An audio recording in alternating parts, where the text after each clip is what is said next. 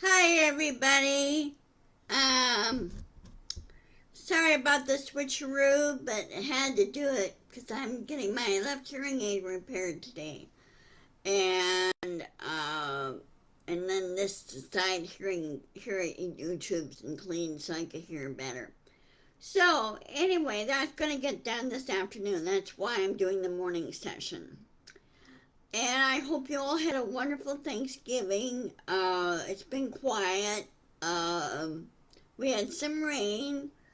Uh, and it's been getting cold. This morning it froze and it got down to 25. We had heavy frost and it really froze this morning. So it was a little cold, so I turned on all my heaters in my apartment just to stay warm. I don't do well when it's really super cold because of my osteoarthritis and everything. So it does affect your mobility and moving and everything. Getting old sucks more than anything. So anyway, some news over the weekend. Um, Trump is getting worse and worse, and I can't understand why his staff, the cabinet, uh, and Congress, some members, you know who they uh, are being so blind to what Trump is doing and acting. If some other happened to some other president, he would promptly, by urging a family and friends and advisors and everything else, hey, you're gonna need to resign and give the duties to another, you know, along the line here, and because you're not functioning right well. Being president of the United States is a highly stressful job. President Obama could tell you that. But he's learned to, how do you put it? He just learns to go to what the flow. And then if something he didn't know about, he asks or he looks it up and does the research himself. In comparison to Taco Donnie, he doesn't really know anything. He doesn't bother to do research. He'd rather be told about something. Well, now with his cognitive state, he doesn't remember what he's been told. He instantly forgets it. And all his life, things have been handed to him on a silver platter. He's never really learned to work toward whatever goal that he should have. His dad really gave him some bad advice. He really did. And Trump is, to my view, he's not properly educated. Properly by meaning, school, doing your homework, learning, that type of thing. And then uh, social skills in the schoolyard. He's never really learned that either. He's always been a bully, and he's so thin-skinned. He gets extremely jealous of anybody that does better than he does. And I've run into some people that are like that. I go, well, if you're jealous about it, that's your problem, not mine. Because I work for it. I work toward it. Okay? That's what some don't understand. I work toward it.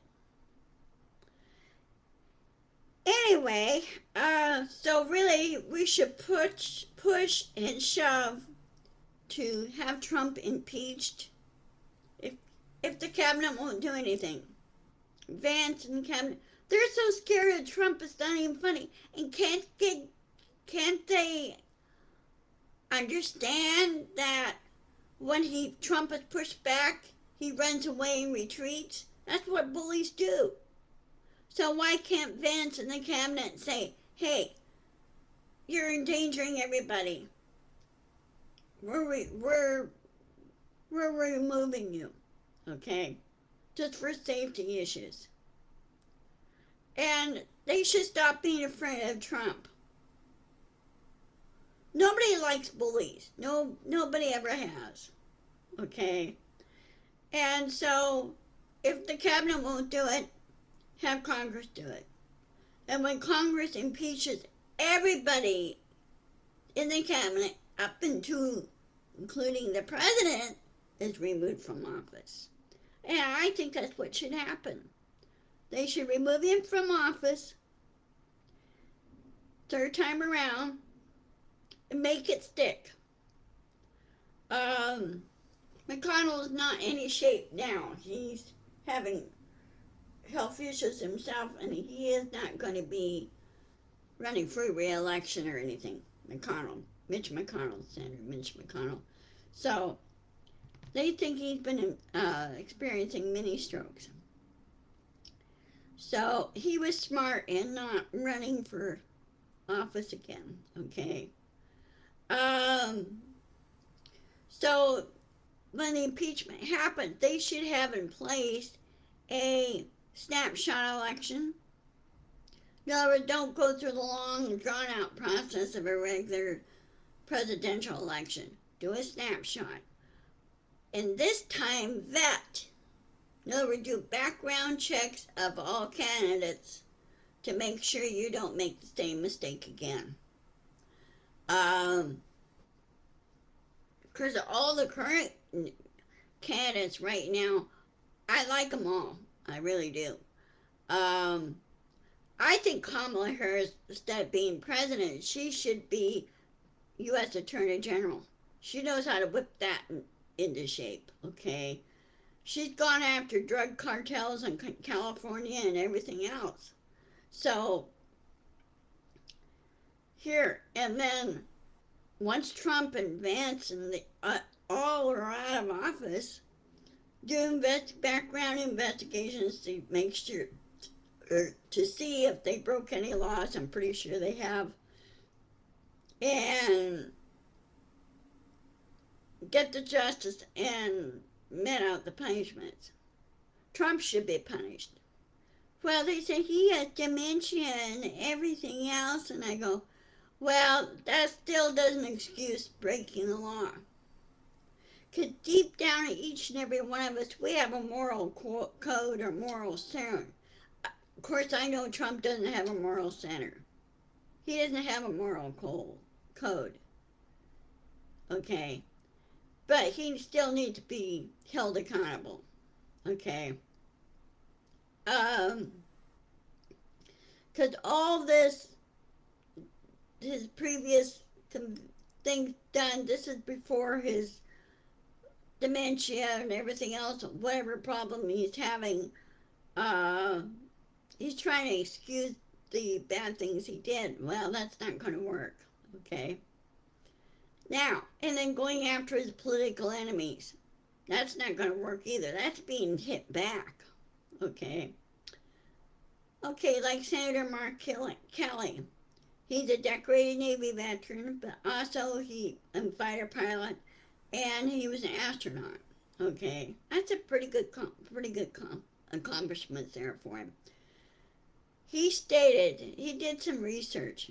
The guy knows how to do research. He checked all the military code of justice and everything else that's going on. He said soldiers and upper brass have the right to disobey an order that is illegal. Okay. This I'm following orders crap doesn't really cut it well. Look what happened back after World War II.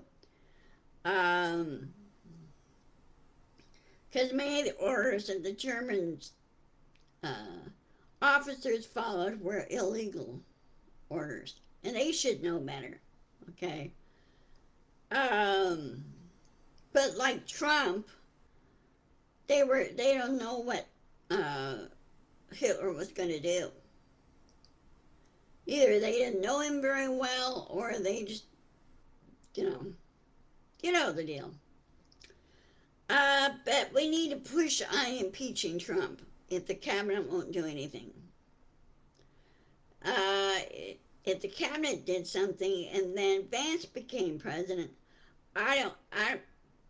Vance cannot, Vance is more of a follower than a leader, okay? Um, he doesn't push back on a number of issues like some do. But mostly the president and vice president have been team leaders, okay? They work together. But anyway, as I said before, let's do a snapshot election, pick top two candidates, and have a snapshot election do, let's say, okay, 2 weeks of vetting the candidates.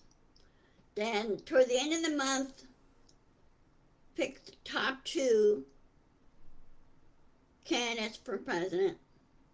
Then the following month, the second or the beginning of the next month, like the first week or like the first day of the month, then do the actual general snapshot election, elect a new president, and then he could pick his vice president and his cabinet.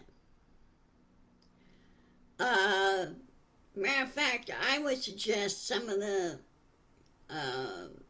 candidates is to use many of Biden's and Obama's cabinet members as much as possible. Use them. They've already gone through the process, so really they should not have to go through the confirmation process again because they've already gone through it before. If they've gone through it and it shows it's on record, they are in that position, and then clean up the mess. I don't know why Republicans, like, you know who they are, mess things up, don't think things through, they mess things up, and then the other party has to do all the cleanup. We should make the GOP clean up the mess. Crack the whip and say, no, this is your punishment. You need to clean this up now. And this is how we direct you to clean this up.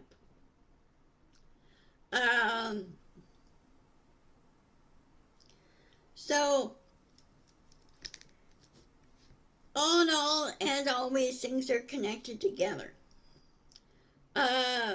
Okay, the other subject is the legacy media. Okay, like CBS, NBC, ABC.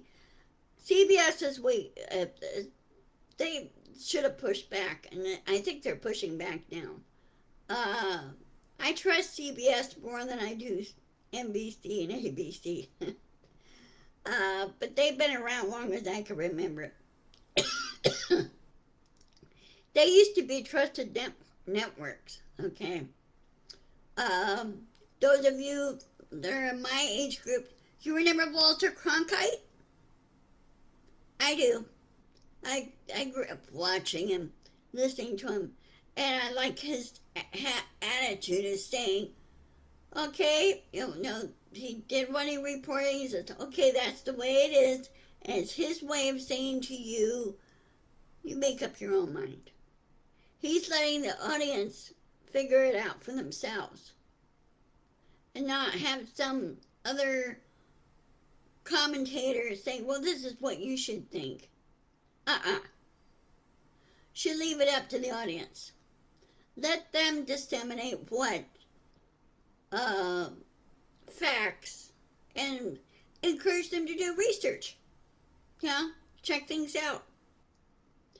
Now, I think more and more of them are waking up now. They can't hide this anymore. Pictures are worth 1,000 words when it comes to filming Trump, what he's doing, what's happening. That tells you a lot right there. Not words, actions, and what's happening, okay? They're finally waking up and they say, okay, well, why isn't the 25th Amendment not being invoked? Never before we had this gone this bad. The only time that ever happened was back in the early 1900s with President Wilson. Um, he had a severe stroke. Well, they didn't have the congressional tools in place, okay, at that time. She basically ran the country for him. And he couldn't talk, but he was able to write what he wanted done and everything else. So she did all the work for him. Okay?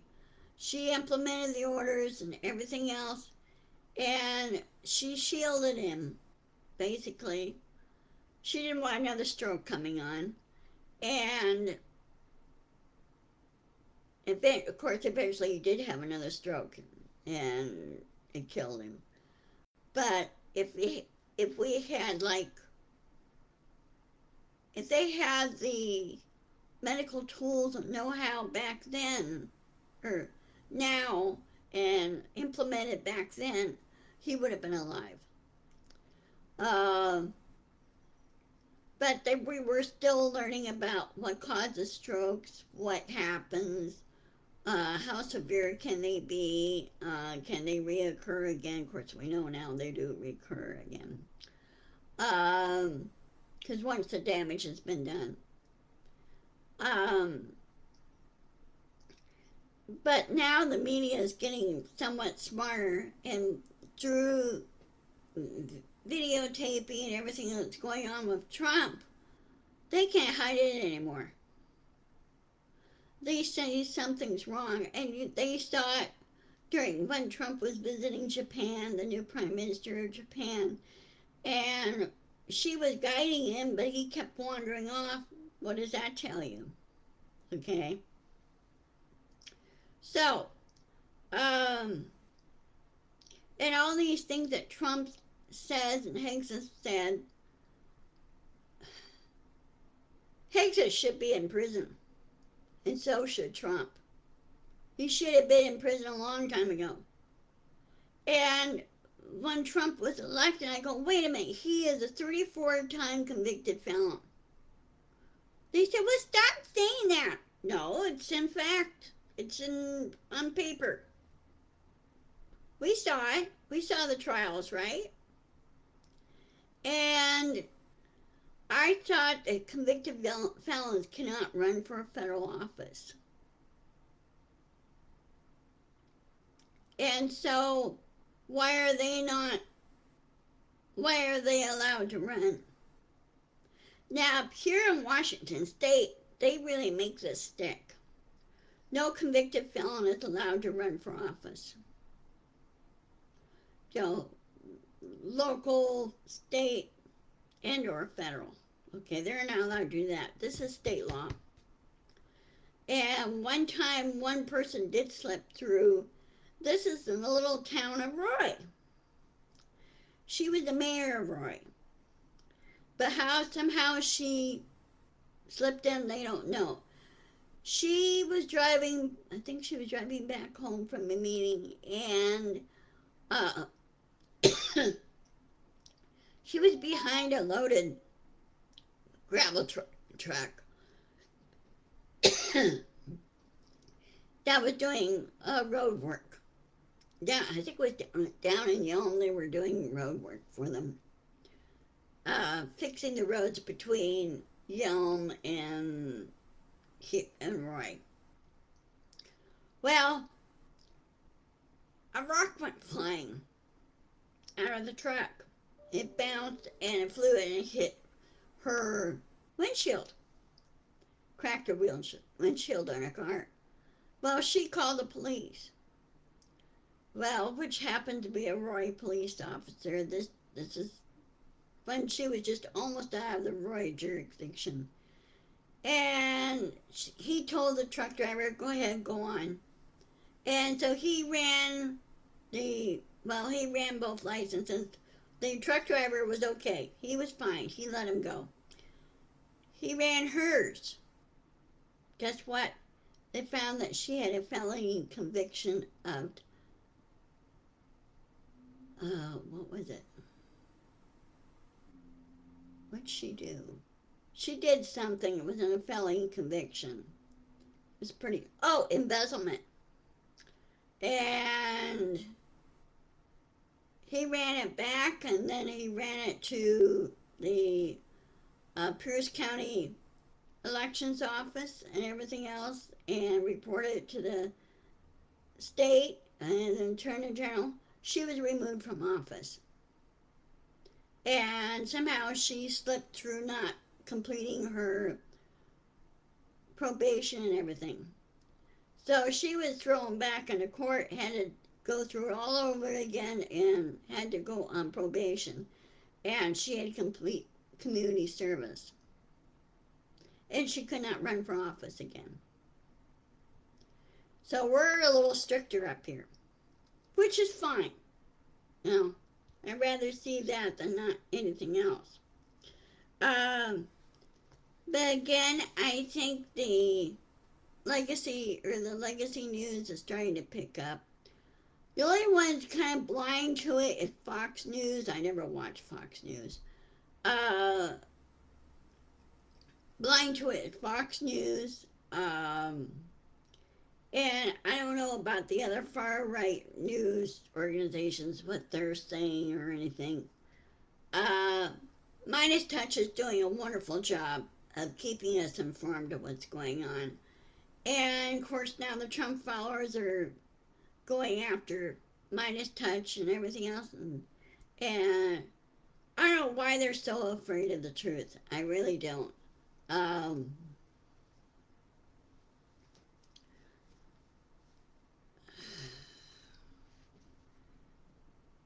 It's kind of silly on their part, more than anything. Right? So anyway, okay, well, let's see. My calendar, let me call up my calendar on my phone. I was having trouble with my computer earlier. And it's been acting up. I thought I got it fixed, but I'm not sure if I do or not.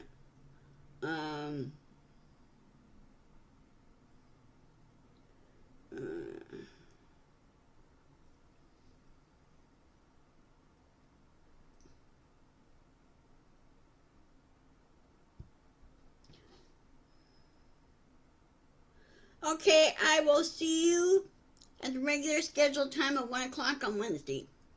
Okay?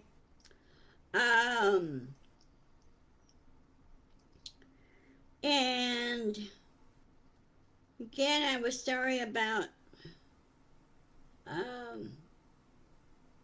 the switcheroo, but this kind of works out great. Now, if you guys like the 10:30 time slot, please let me know. Okay? Post it on my timeline, Facebook timeline, and you can post it on my YouTube channel. Say, hey, I like this time slot better. If you do, I will switch it to the 10:30 3 times a week. And then that gives me a chance to do all my other afternoon stuff. But anyway, yeah, just check it out. Okay? I will see you guys later. Love to all. I'll post this on my YouTube channel. And take it easy going home. Those of you that are still on the process of going back home or have able to get back home safely.